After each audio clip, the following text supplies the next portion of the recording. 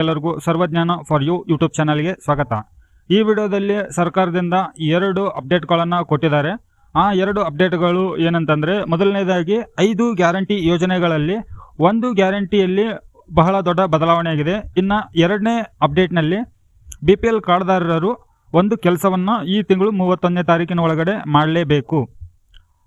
ಹಾಗಿದ್ರೆ ಈ 2 ಅಪ್ಡೇಟ್ಗಳನ್ನು ತಿಳಿದುಕೊಳ್ಳೋಣ ಬನ್ನಿ ವೀಕ್ಷಕರೇ. ವಿಡಿಯೋನ ಶುರು ಮಾಡೋಕ್ಕೂ ಮುನ್ನ ನೀವಿನ್ನು ನನ್ನ ಚಾನಲ್ಗೆ ಹೊಸಬರಾಗಿದ್ದರೆ ಚಾನಲ್ಗೆ ಸಬ್ಸ್ಕ್ರೈಬ್ ಮಾಡ್ಕೊಳ್ಳಿ. ನೋಟಿಫಿಕೇಶನ್ ಬಟನ್ ಕೂಡ ಆನ್ ಮಾಡಿಟ್ಕೊಳ್ಳಿ. ನಾನು ಅಪ್ಲೋಡ್ ಮಾಡೋ ಎಲ್ಲ ಮಾಹಿತಿ ವಿಡಿಯೋಗಳು ನಿರಂತರವಾಗಿ ನೋಟಿಫಿಕೇಶನ್ ಬರ್ತಾ ಇರುತ್ತೆ.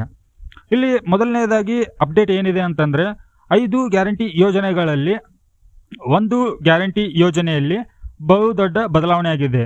ಆ 5 ಗ್ಯಾರಂಟಿಗಳಲ್ಲಿ ಮೊದಲನೇದಾಗಿ ಬರುವುದು ಗೃಹಲಕ್ಷ್ಮಿ ಯೋಜನೆ. ಬಹಳ ಎಲ್ಲರಿಗೂ ಇಂಪಾರ್ಟೆಂಟ್ ಇರುವಂಥದ್ದು ಗೃಹಲಕ್ಷ್ಮಿ ಯೋಜನೆಯ ಫಲಾನುಭವಿಗಳಿಗೆ.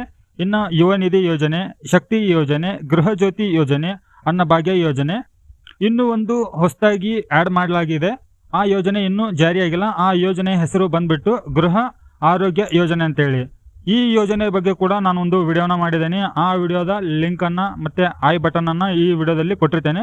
ಆ ವಿಡಿಯೋನ ಕೂಡ ನೀವು ನೋಡ್ಕೋಬೋದು. ಇನ್ನು 5 ಯೋಜನೆಗಳಲ್ಲಿ ಒಂದು ಯೋಜನೆ ಬಹಳ ಬದಲಾವಣೆ ಆಗಿದೆ ಅಂತ ಅನ್ನೋದಾಯ್ತಂದರೆ, ಆ ಯೋಜನೆ ಯಾವುದು ಅಂತ ಅನ್ನೋದನ್ನು ತಿಳ್ಕೊಳ್ಳಿ. ಅನ್ನಭಾಗ್ಯ ಯೋಜನೆ. ಹೌದು ವೀಕ್ಷಕರೇ, ಅನ್ನಭಾಗ್ಯ ಯೋಜನೆಯಲ್ಲಿ ಎಲೆಕ್ಷನ್ ಚುನಾವಣೆಗಿಂತ ಮೊದಲು ಅನೌನ್ಸ್ ಮಾಡಿದ್ರು.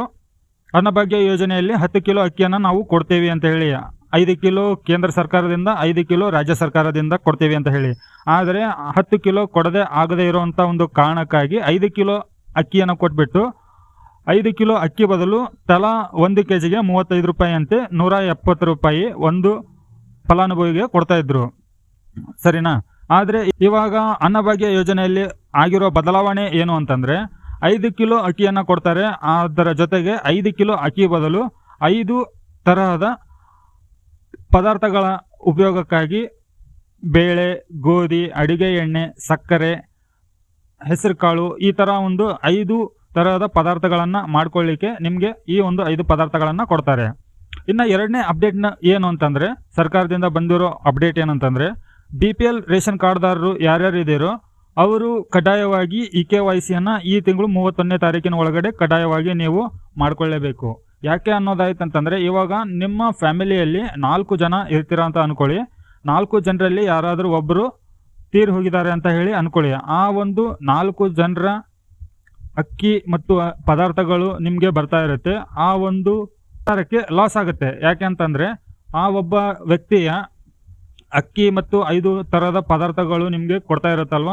ಸೊ ನೀವು ಉಪಯೋಗ ಮಾಡ್ಕೋಬೇಕು ಅಂತ ಅನ್ನೋದಾಯ್ತಂದರೆ, ನೀವು ನಿಮ್ಮ ಬುದ್ಧಿಶಕ್ತಿಯನ್ನು ಉಪಯೋಗ ಮಾಡ್ಕೊಂಡ್ಬಿಟ್ಟು ಆ ವ್ಯಕ್ತಿಯ ಉಪಯೋಗ, ಅವನಿಗೆ ಸಿಗ್ತಾ ಇರೋ ಲಾಭವನ್ನು ನೀವು ಉಪಯೋಗ ಮಾಡ್ಕೊಳ್ತಾ ಇರ್ತೀರಿ ಅನ್ನೋದು ನಿಮ್ಮ ಯೋಚನೆ, ನಿಮ್ಮ ಬುದ್ಧಿಶಕ್ತಿ ಆಗಿದೆ. ಆದರೆ ಸರ್ಕಾರ ಕೂಡ ಅದೇ ಥರ ಅವರ ಒಂದು ಬುದ್ಧಿಶಕ್ತಿಯನ್ನು ಉಪಯೋಗ ಮಾಡ್ಕೊಂಡ್ಬಿಟ್ಟು EKYCಯನ್ನು ಕಡ್ಡಾಯವಾಗಿ ಮಾಡಬೇಕು ಅಂತ ಹೇಳಿ ಒಂದು ಆದೇಶವನ್ನು ಹೊರಡಿಸಿದ್ದಾರೆ.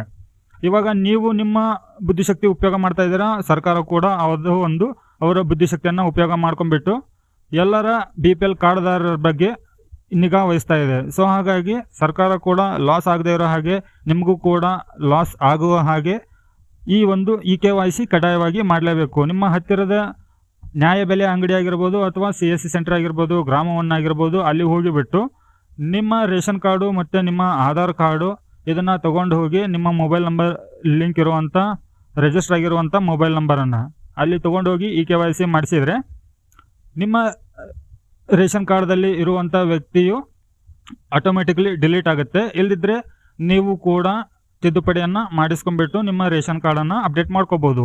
ನೋಡಿ ವೀಕ್ಷಕರೇ, ಈ ಒಂದು ಮಾಹಿತಿ ನಿಮಗೆ ಉಪಯೋಗ ಆಗಿದ್ದರೆ ವಿಡಿಯೋಗೆ ಒಂದು ಲೈಕ್ ಕೊಡಿ, ಚಾನಲ್ಗೆ ಸಬ್ಸ್ಕ್ರೈಬ್ ಮಾಡಿ.